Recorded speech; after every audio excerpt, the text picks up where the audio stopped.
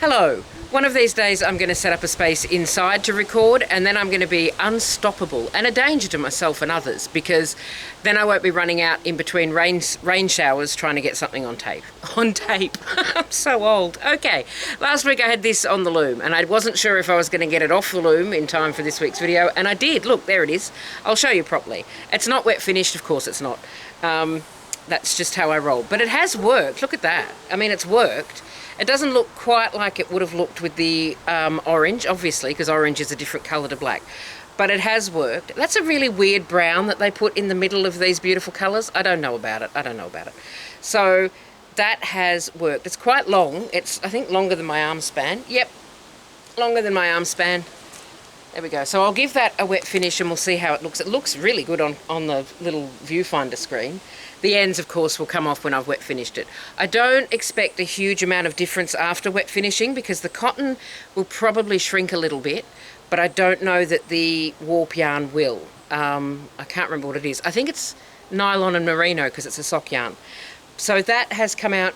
You know, it's been worth the effort. It was worth the trouble because look how good that is. I don't mean to big myself up, but look how good that is. So then I had two shuttles loaded. I had an orange shuttle and a grey shuttle, and the plan was to use those up rather than unload them. So I have started with the orange, and I will show you that now. Last week I said that I had all of this orange on the shuttle and I was going to weave it up rather than unload the shuttle, because this would take ages to unload. It's fingering weight. Look at this. It's fingering weight. It hardly even exists. I don't normally use yarn this fine. So I've warped it up. I also said that I had a 12 dent heddle, which I don't. I have a 12.5, which is what this is in. And I also said that this was merino, which it's not. It's alpaca. So I say a lot of things, and some of them are nearly true. The purple is an alpaca and wool blend, which is giving me a tiny little bit of tension problems, because this has a slightly different stretch to this. This is also slightly thicker, but I don't know that that's contributing. And it will probably have a different shrinkage because of the wool as well as the alpaca. I don't know that it will have a majorly different shrinkage. I don't think it's going to wrinkle up or anything. If it does, I don't mind.